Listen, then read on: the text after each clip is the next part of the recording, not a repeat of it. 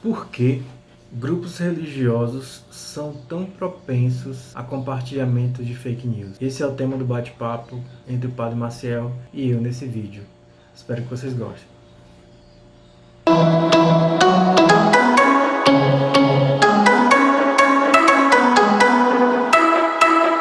E aí pessoal, tudo bem? Eu vim só fazer uma introdução ao vídeo que vocês vão ver daqui a pouco. Foi uma entrevista numa live com o Padre Maciel. O Padre Maciel e eu nos conhecemos há muitos anos, fomos seminaristas juntos.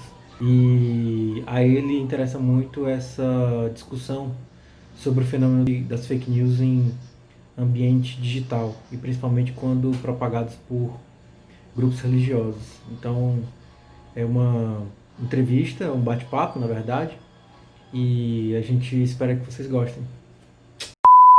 Eis o homem, pessoal. José Braga, boa noite. E que bom você ter aceitado o meu convite. Boa noite, Padre Maciel. Me escutam bem? Muito bem. Muito obrigado pelo convite. Desde agora eu quero já avisar que Guilherme, que é meu filho mais novo, ele está solto na casa. Se vocês ouvirem algum ruído, é ele que está brincando, ele está fazendo de conta que ele é um super-herói, alguma coisa do tipo. A gente está em casa em quarentena desde 18 de março, praticamente saindo só para supermercado ou farmácia. E, enfim, estamos compartilhando desse mesmo contexto e fiquem todos em casa. Muito bem. Braga, é como eu chamo o José Braga. Braga, nos diga aí o que é fake news. Padre, acho que você foi feliz, né, fazendo a memória do texto bíblico, do boato que os soldados romanos receberam dinheiro para espalhar que os discípulos de Jesus que tinham tirado o corpo de Jesus do seu túmulo. Isso para dizer que mentir a gente sempre soube, né? A possibilidade de desvirtuar, de alterar verdades, sempre fez parte das relações humanas e do convívio social. Principalmente quando a gente tem desafetos. Acredito que primeiro que a gente precisa, o terreno que a gente precisa começar pisando é que a gente está falando do campo da ética. A gente vai falar sobre fake news a partir do chão da ética. Então, tudo que eu falar aqui tem a ver com o fenômeno religioso, que é um fenômeno que eu estudo, e como tenho observado esse fenômeno da fake news no ambiente religioso, é o que eu vou tentar compartilhar com vocês. O que é fake news? Fake news, fake é a palavra raiz, né, que significa em inglês falsificação, alteração, fabricação, é algo forjado, é algo distorcido, é algo que às vezes é inventado, tem de tudo um pouco. Tem fake news que é a partir de um fato real e que se desdobra como mentira, uma narrativa mentirosa a partir de um fato real. Tem fake news que tem metade mentira, metade verdade. Quer dizer, começa com aproveita um contexto, fala-se uma mentira sobre esse contexto real. E tem fake news que é completamente mentira. É uma mentira deslavada do início ao fim. Então, assim, é diferente de mentira e é diferente de boato porque ele surge num contexto, surge num cenário. Mas antes de falar desse cenário, eu queria que todo mundo que estivesse vendo essa live soubesse que tudo que eu for falar também, eu estou partindo do INTC, o Instituto Nacional de Comunicação e Tecnologia, da UFBA, da Universidade Federal da Bahia. Ela tem estudado sobre o fenômeno da comunicação digital e na Bahia assumiram um viés de comunicação digital sobre política, né? Sobre democracia.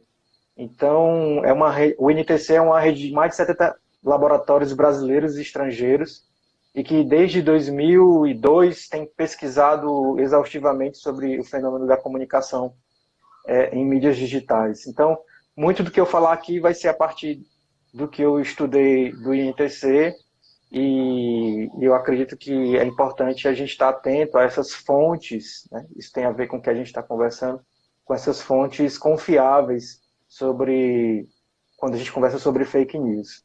Bom, mas voltando ao ponto. Fake news tem 4 características principais.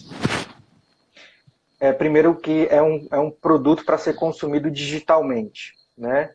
Quando você fala de fake news, você está falando da pessoa que compartilha no seu celular, está falando da pessoa que, se é presencialmente, no máximo, ela pega aquele celular e você vê a cena, né? Acho que todo mundo já viu. Ó, aqui, ó, mostrando o celular para outra pessoa. Pode ser só um vídeo engraçado da criança, do neto, mas também pode ser uma fake news. Caso a pessoa mostra a fake news, mostra a notícia, mostra o meme, mostra o áudio para as pessoas de forma digitalizada. Então, é um produto para ser consumido digitalmente. E tem que cumprir um papel, uma função para quem mostra, para quem repassa, para quem transmite. Então, consumido digitalmente que cumpre o papel. Segunda característica é a velocidade de disseminação. É muito rápido. Antes, em 2016, quando surgiu esse fenômeno como tal, ainda mais. Hoje, a plataforma como o WhatsApp já disciplinou um pouco mais esse compartilhamento. Se não me engano, até 5 pessoas você consegue compartilhar um material, um conteúdo, mas há 3 ou 4 anos atrás você conseguia compartilhar isso com 250 pessoas, um só conteúdo. Então, E de isso acordo era... com o conteúdo, agora só se pode compartilhar uma vez. Pronto. Então, a velocidade de disseminação é uma outra característica. A terceira característica é o alcance. O alcance, você pode estar no Rio Grande do Norte, eu estou aqui em Salvador, e, enfim, a gente pode compartilhar uma fake news para qualquer lugar do Brasil, em qualquer momento. Basta que a pessoa tenha um celular e um pacote de dados para o WhatsApp, que hoje em dia as operadoras trabalham, né, em suas promoções com esses pacotes em que o WhatsApp é liberado. Então, o alcance é muito grande. E a quarta característica é a capilaridade, sem precedentes. Uma informação fake news é uma informação quase sempre não buscada. É uma informação recebida. Passa por brechas e não escolhe bolso. Ela chega no bolso da pessoa, o celular quando está no bolso, mas não escolhe bolso de muito dinheiro ou de pouco dinheiro. Portanto, não tem barreiras de classe, não tem distância geográfica, nada. Uma pessoa, em qualquer lugar, com um celular e um WhatsApp, é capaz de produzir e receber material dessa natureza. Então, estão aí as 4 características da fake news. Consumido digitalmente, a velocidade de disseminação, o alcance e a capilaridade.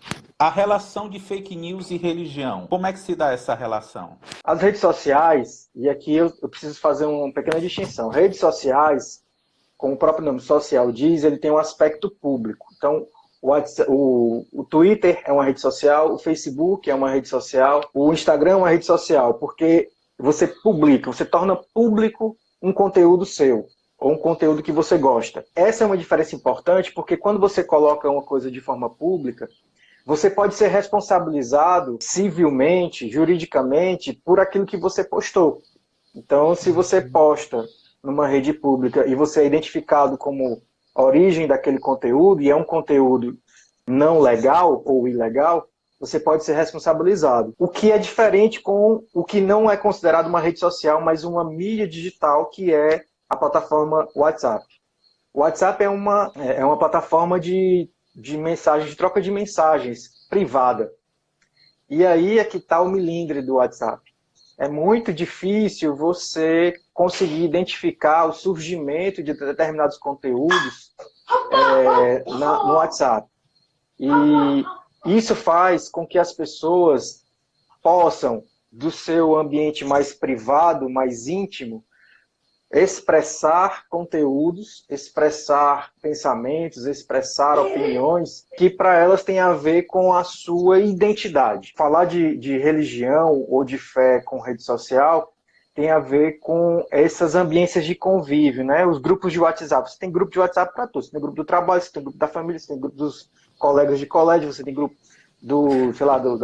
da associação da sua profissão, de advogados, de médicos, de administradores. Enfim, você acaba se associando com as pessoas a partir de seus grupos de convívio. É também um espaço, ainda mais agora, nessa experiência de distanciamento social, um espaço de distribuição de afetos, né? Nós estamos aqui conversando, as pessoas estão colocando coraçãozinho aqui, ou seja, nós estamos manifestando um afeto para com você, para comigo. Eu ligo para minha mãe por videochamada, né? Pelo menos 3 ou 4 vezes na semana para conseguir trocar esses afetos com ela. Então virou também um aspecto, tem esse aspecto de distribuição de afetos. O WhatsApp também é tem uma experiência de negócios, de serviços, né? As pessoas com renda mais baixa, o WhatsApp é muito importante porque é lá que a pessoa que vai pedir uma água, que vai pedir um serviço de consertar a lâmpada, que vai pedir um serviço de passar de desentupir a pia da casa, essas pessoas elas precisam do WhatsApp para esse tipo de demanda. E também tem a formação de grupos identitários, né? E aí, grupos identitários, pessoas que gostam de futebol, como você e eu, pessoas que buscam espaços nas redes sociais de pessoas que gostam de futebol, pessoas que gostam de carros, enfim. Ocorre que de 2010, 2011 para cá, alguns grupos que a gente considera de ultradireita, que tem em sua pauta, sua visão de vida, aspectos como o combate ao comunismo, ou o combate aos homossexuais, ou, enfim, esse tipo de ser contra cotas raciais, esse tipo de pauta política acabou agregando muitas pessoas. Isso também é verdade no ambiente religioso. Só que, assim, quando você está no grupo de família, por exemplo, você tem o seu parente que é médico, mas você também tem um parente que não estudou, você tem um parente que tem 70 anos, você tem um parente que está agora com 15 anos. Então você alcança muitas pessoas. E ali você tem digamos assim, a manifestação de muitas de suas crenças. Aí a palavra, crença. Então, fake news tem, do ponto de vista da experiência religiosa, muito a ver com crença. As pessoas, elas compartilham aquilo em que elas acreditam, sobre os quais elas têm crença. E esse é um grande problema, né? Inclusive, algumas posturas repassa para a gente correntes, que às vezes são correntes de oração, né?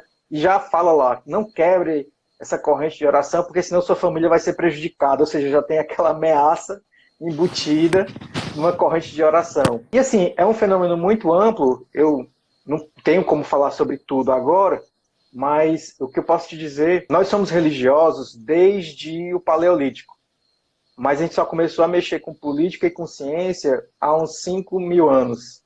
Então, nós antes de sermos políticos, antes de sermos seres que pensam cientificamente, nós somos religiosos, então a religiosidade, ela vai fluir em todas essas dimensões. É isso, há alguns aspectos da religião com as fake news são essas. Os afetos que mobilizam, os objetivos de conversão, né? Ontem a gente acho que conversou um pouco sobre isso, né?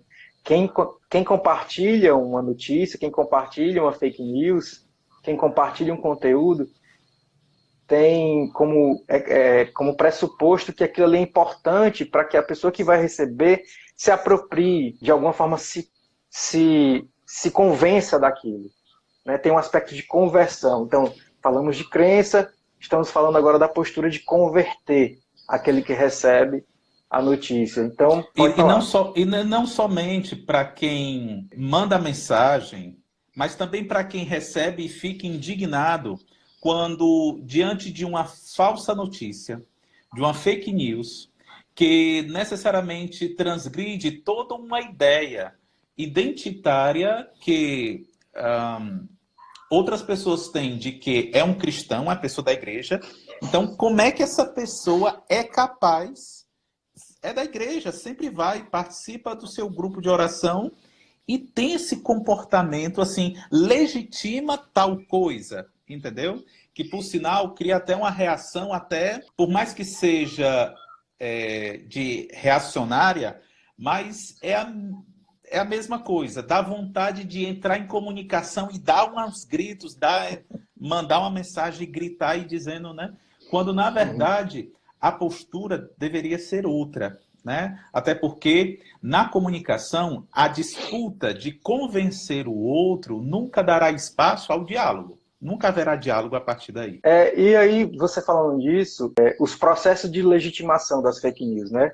Me lembrei disso também. Quando você recebe uma notícia de um desconhecido, é uma coisa. Quando você recebe um conteúdo do seu avô, do seu primo, do seu amigo, é diferente, né? Você gosta daquela pessoa, você tem afeto por ela, sabe que ela gosta de você, você gosta dela, então assim, você passa pela experiência, poxa, a pessoa me mandou isso, ela não vai querer o meu mal com isso, ela vai querer o meu bem. Então, isso de uma forma ou de outra, ela vai inclinando a quem recebe fake news sobre aquele conteúdo, né? Sobre um olhar um pouco mais generoso sobre aquele conteúdo. E se a pessoa não tem, nesse momento, um discernimento, porque assim, pode ser nosso avô, pode ser nosso primo, pode ser nosso amigo, mas são pessoas que erram, são pessoas que falham, são pessoas que se equivocam. E se a gente não tem esse discernimento, a gente continua repassando esse tipo de conteúdo sem filtro. E isso é prejudicial não só para as pessoas que nos repassaram, mas para a gente e para quem a gente vai contagiar ou contaminar, né, com os conteúdos falsos. Mas eu acho importante, padre, um pouco retomar a origem da fake news, porque se a gente não retomar essa origem, talvez as pessoas estejam pegando só como se sempre existisse. Não sempre existiu, né, as fake news. Eu posso dizer, por exemplo, que a discussão sobre fake news começou na universidade mais ou menos em 2016. Olha, o longínquo 2016. Em 2016 se levava pouco a sério a fake news, porque parecia um fenômeno um pouco anedótico, passageiro, mas que com o tempo se demonstrou muito persistente, né? E se revelou o sintoma de algo muito mais complexo que vinha por detrás das fake news, né? Então, o fenômeno fake news se explica em face de fenômenos que estavam presentes no cenário de 2016. Podemos dizer, então, o ano de nascimento da fake news é 2016. E o que é que estava presente no cenário de 2016? É muito importante não perder esse chão de 2016 de vista. Primeira característica, a hiperpolarização da política. As posições de centro, as posições moderadas, elas acabaram desaparecendo, ficaram só os extremos. Em 2016 o país estava, hoje ainda está bastante, mas em 2016 ficou extremamente polarizado. Então, esse é um primeiro contexto do nascimento das fake news. O segundo, o avanço da direita conservadora ou ultraconservadora no mundo, né? A ultradireita 2.0. Isso aconteceu no Brasil, mas também aconteceu com Trump, a eleição de Trump, com o Brexit, né? Aconteceu na Argentina, se bem que a experiência argentina foi muito mais suave, muito mais democrática, né, do que a nossa.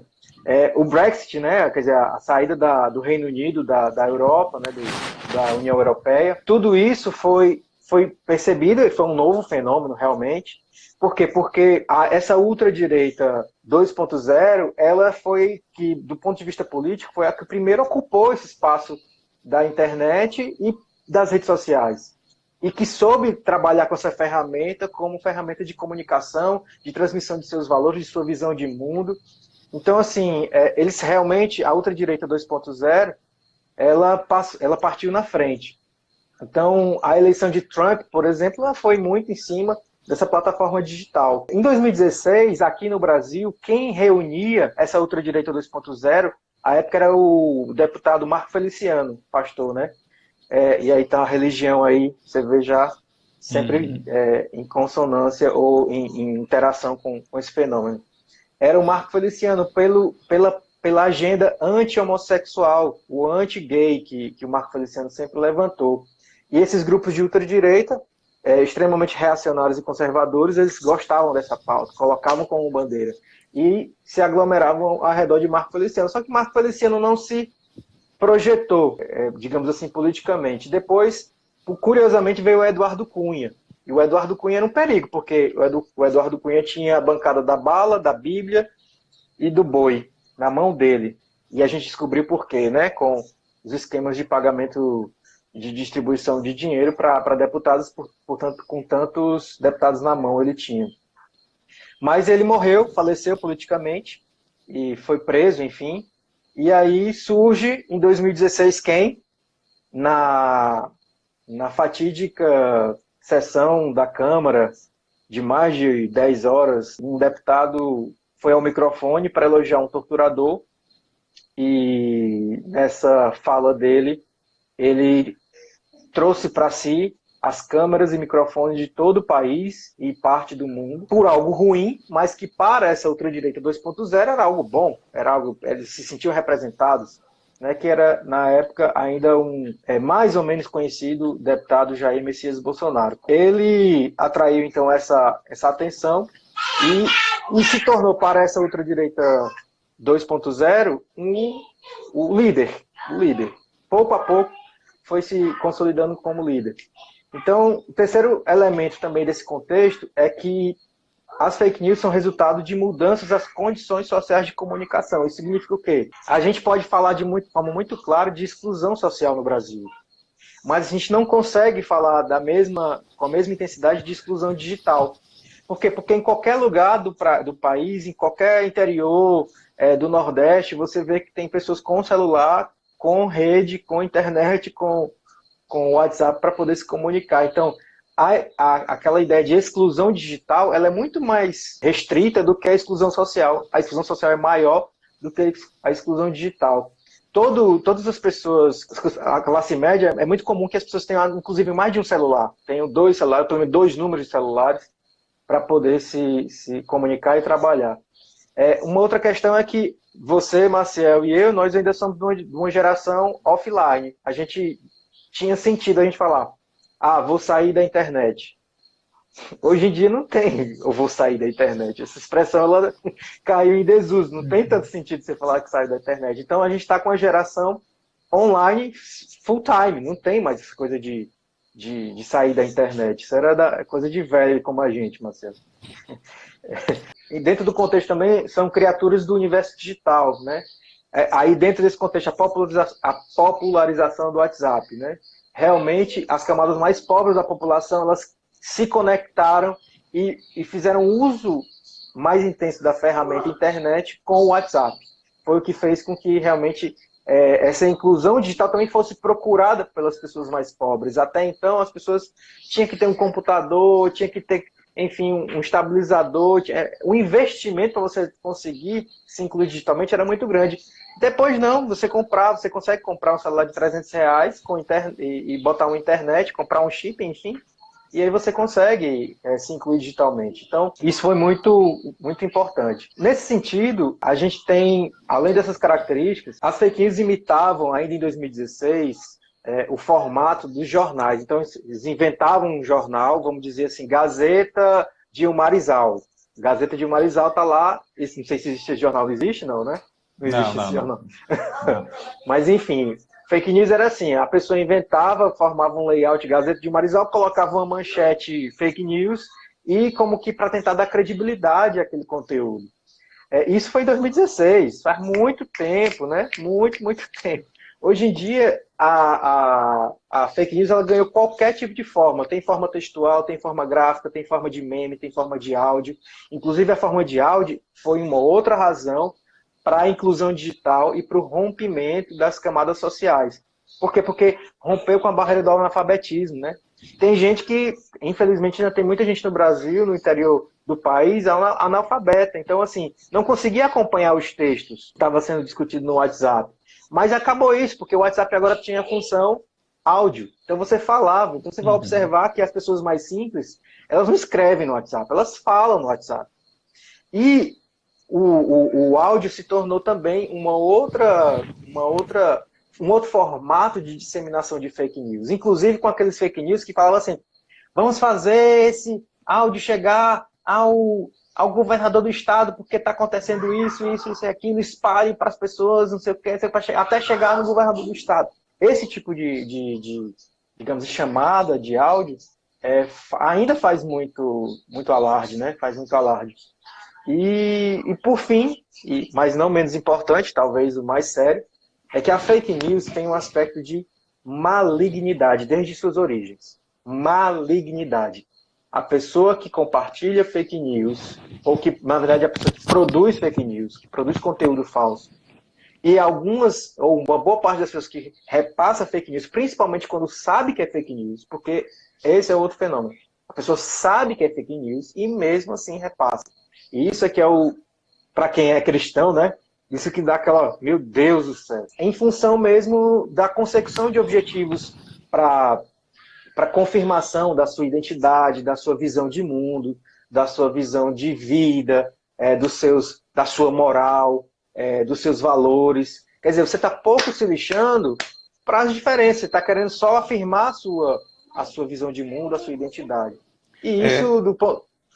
Nesse ponto, já responde uma pergunta aqui de Esther. Ela diz assim: boa noite, minha filha que faz jornalismo me diz que a fake news geralmente são produzidas por robôs. Não, são disseminadas, né?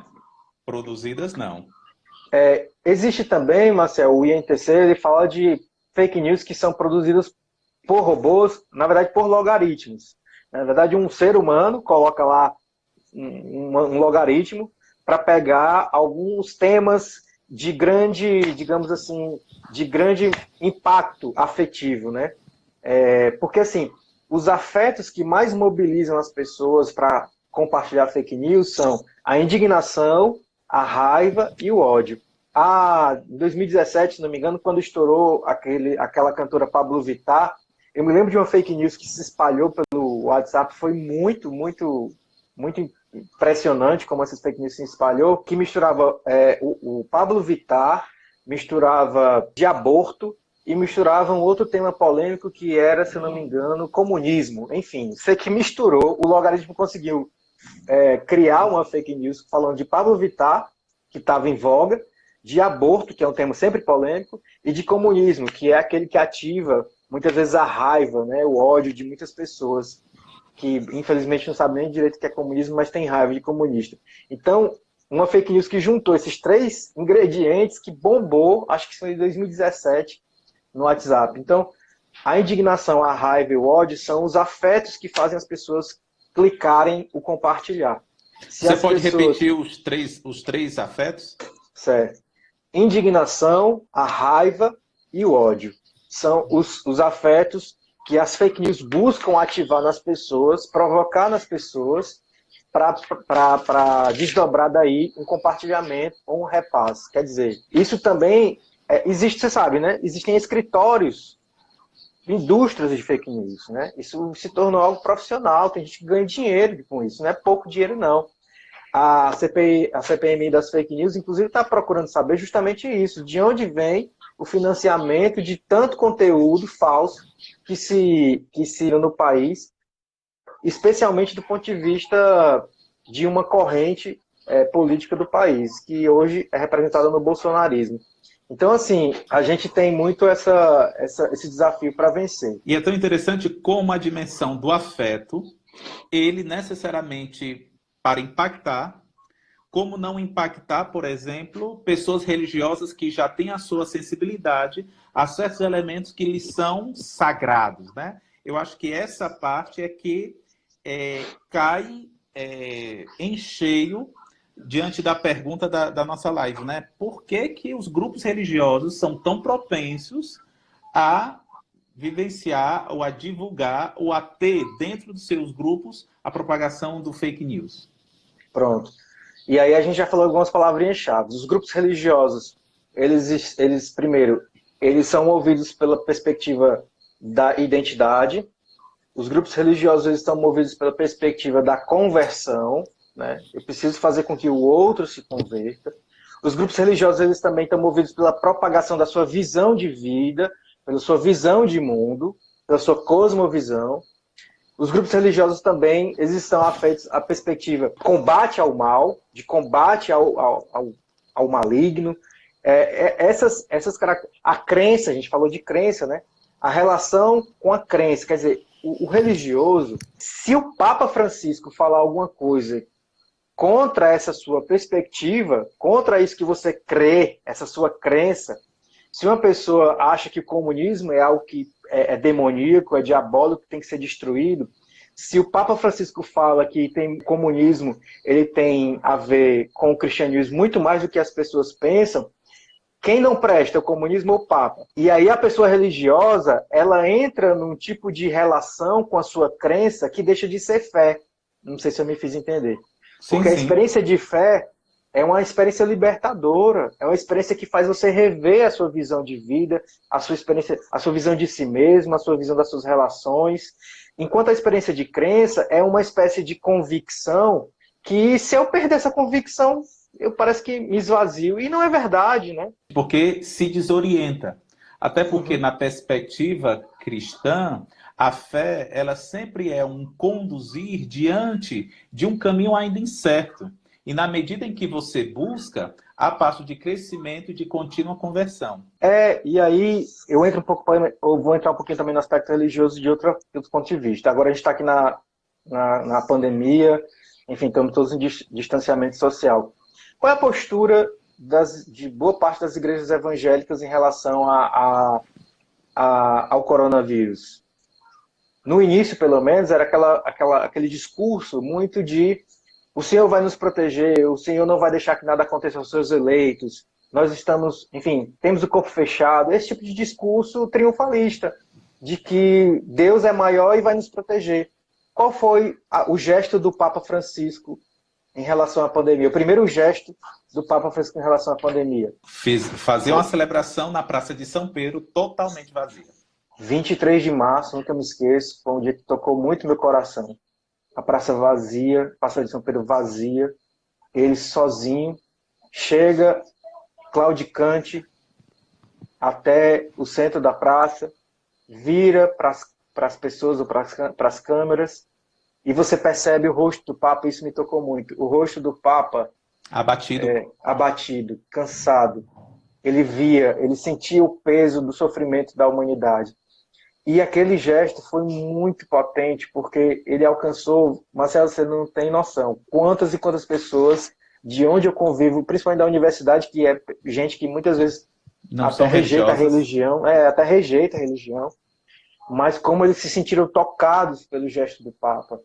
E o ensinamento do Papa naquele dia foi o seguinte: a religião ela não pode ser vivenciada de forma triunfalista, a religião ela precisa nos ensinar que Deus sofre conosco, que Deus torna o nosso sofrimento um sofrimento que nos eleva à sua condição de sagrado. Há algo ali que está para além do que a gente pode proclamar enquanto palavra, né? É muito bom, enquanto fiel, enquanto católico, eu me senti muito, muito, muito confortado por perceber no Papa Francisco alguém que me fez enxergar que naquele momento Deus sofria conosco, o Pai sofre conosco, Jesus sofre conosco. Sem essa coisa triunfalista, sem essa coisa de acepção de pessoas, porque quem não crê vai ser contaminado, quem crê... Enfim, a gente via esse tipo de discurso, né?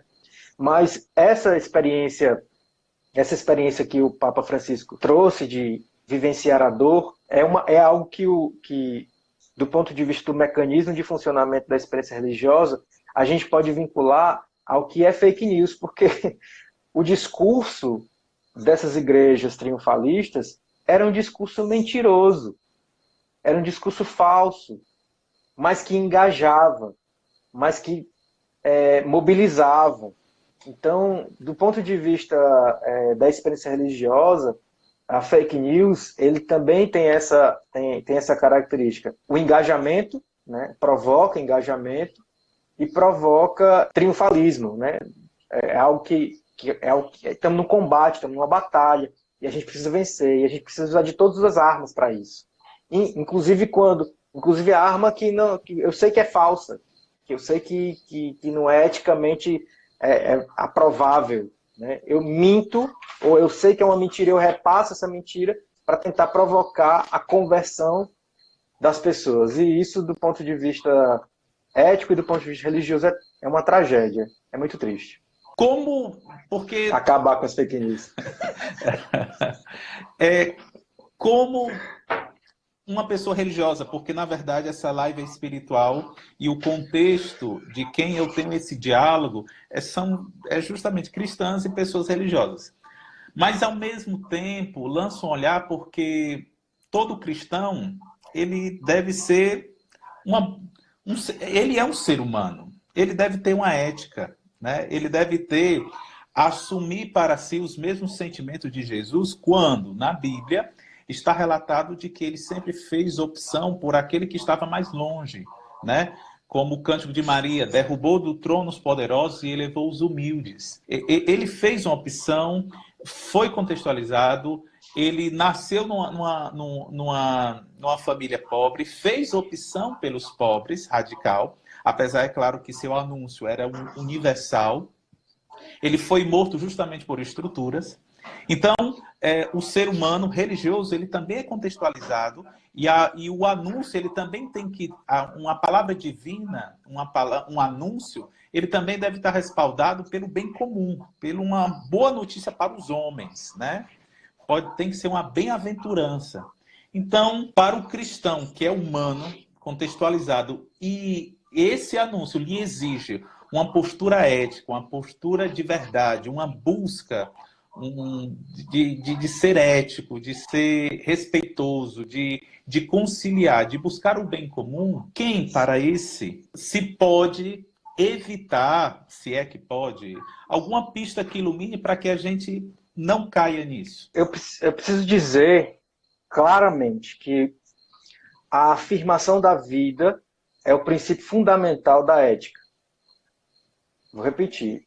A afirmação da vida é o princípio fundamental da ética. Se o meu discurso, se a minha linguagem, se os meus símbolos apontam para a morte, eu estou fora desse campo. Eu estou me comunicando fora desse campo. Eu estou me relacionando fora desse campo. Os gestos que apontam para a morte, os gestos que desprezam a vida, as palavras que desprezam a vida, estão fora do terreno da ética. Fake news é um fenômeno que está fora do campo da vida, da afirmação da vida. Veja, eu não estou dizendo que está fora do campo da afirmação da verdade. Aqui eu não estou tratando de verdade, nem de mentira.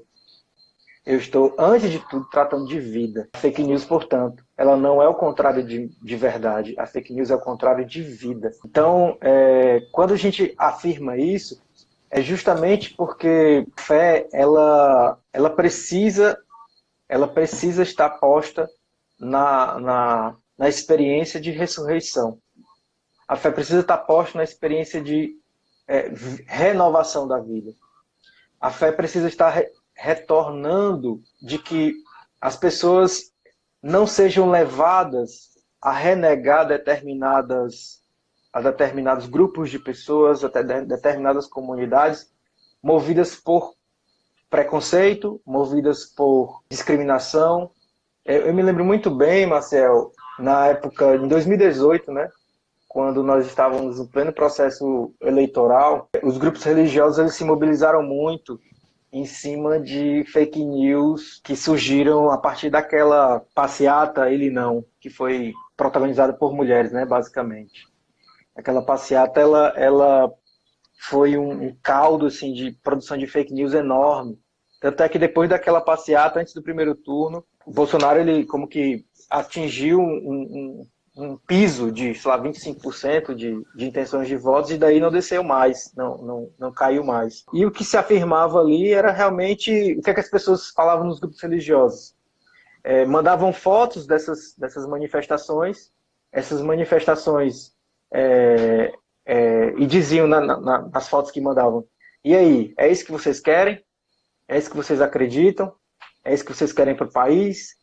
E esse tipo de linguagem discriminatória, de apontar o dedo, o próprio candidato à época, ele usava, né, um dedo em riste, né, assim como se fosse uma arma para poder, digamos, viralizar a sua presença, etc. São todos elementos daquilo que a gente percebeu que de conteúdo de morte, né? A gente está vivendo um momento de necrofilia. Necrofilia é realmente o culto à morte e a política da morte, como tem pautado a nossa discussão pública nesses últimos tempos.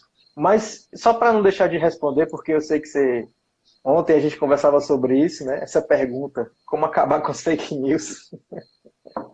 É uma pergunta bem, bem difícil de a gente responder ou melhor, de forma objetiva. Como o cristão, que é um cidadão, que é chamado a viver a sua ética, pode assumir uma postura autônoma, verdadeira diante da sua fé, diante desse fenômeno? Primeiro a gente tem que considerar o seguinte: as pessoas elas não querem acabar com fake news. Por quê? Por que uma pessoa educada, estudada, ela repassa fake news? Uma pessoa que estudou, que fez às vezes mestrado, é médico, é advogado, os grupos que mais disseminam fake news são os grupos de médicos, são os grupos de advogados, são os grupos de amigos de escola, são os grupos de família, são os maiores disseminadores de fake news. Não se acaba com fake news porque é conveniente, porque afirma suas cosmovisões, enfim, alcança determinados objetivos.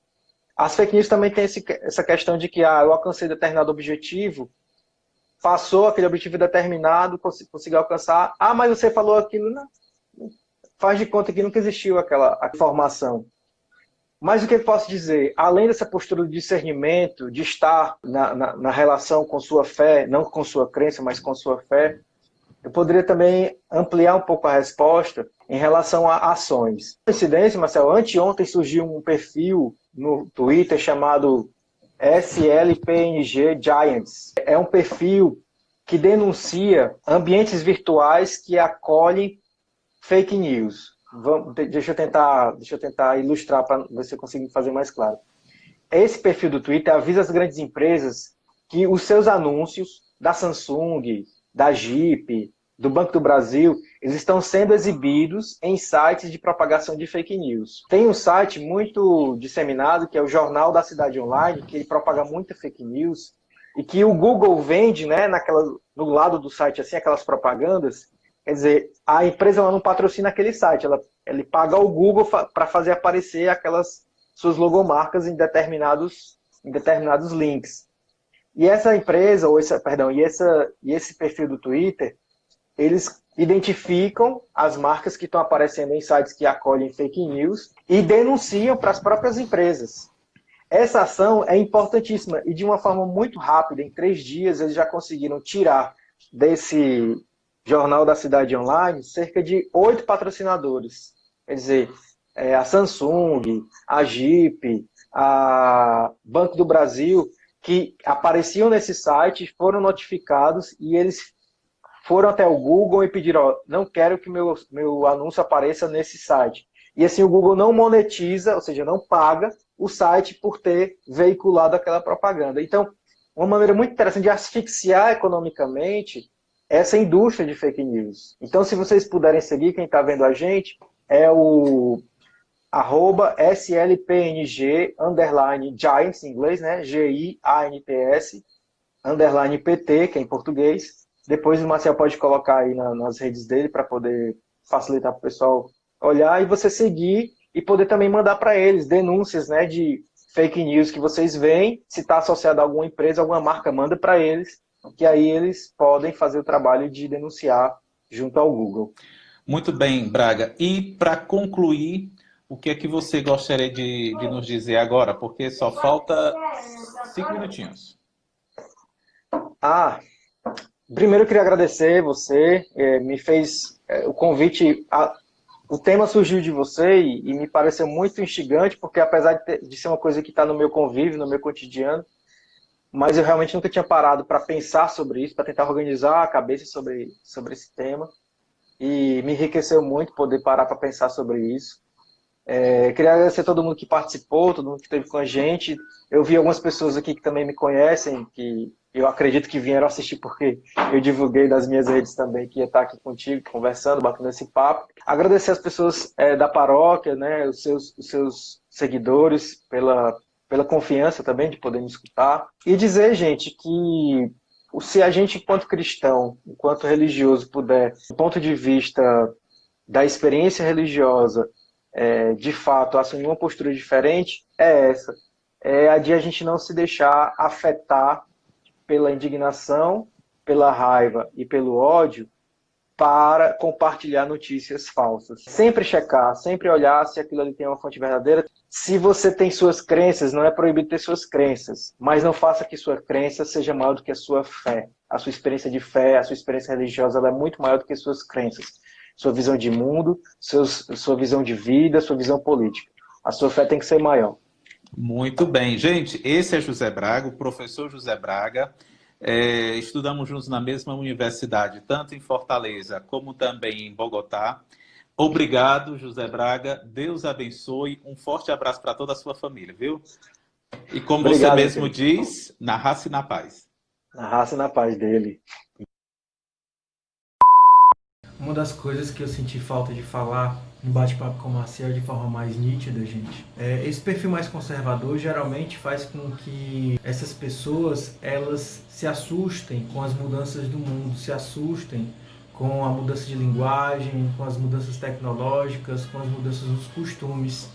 E isso para elas passa a ser uma grande ameaça, não só à sua vida, mas à própria existência da sua religião, à existência dos seus familiares, dos seus entes queridos. Então é uma reação um pouco instintiva dos conservadores, os que têm dificuldade de compreender as mudanças do mundo, de querer proteger os seus, de querer proteger a si. Ocorre que as fake news, quando vêm até elas confirmando certa crença nessa balbúrdia, elas tendem a acreditar, mesmo que aquilo não tenha nenhuma relação com a realidade, com os fatos. Então, eu queria só deixar registrado que parte das razões dos grupos religiosos serem tão propensos a fake news é porque uma boa parte das pessoas conservadoras, que com certeza você conhece. Não há problema ser conservador, o problema é que deixa de ter fé e passa a ter crença. E prefere a crença, que é uma certeza, do que a fé como aposta num mundo que pode ser construído, um mundo que pode ser fecundado, um mundo que pode ser a civilização do amor. Então, gente, estou relançando meu canal no YouTube. É um canal sem muitas pretensões. Na verdade, eu quero registrar conteúdos que me parecem relevantes. Conteúdos de áudio e vídeo. Sempre vocês vão ouvir algum barulho nesses meus vídeos, porque o Guilherme e o João Pedro estão fazendo barulho e eu já pedi para eles pararem, mas eles não param. Então, na verdade, o que vocês vão ver agora é o relançamento do meu canal. Hoje vocês vão ver então o bate-papo com o Marcel Rodrigues, o Padre Marcel. Ele é padre inteiro do Rio Grande do Norte, nós nos conhecemos há muito tempo, somos seminaristas juntos, e que tem a ver com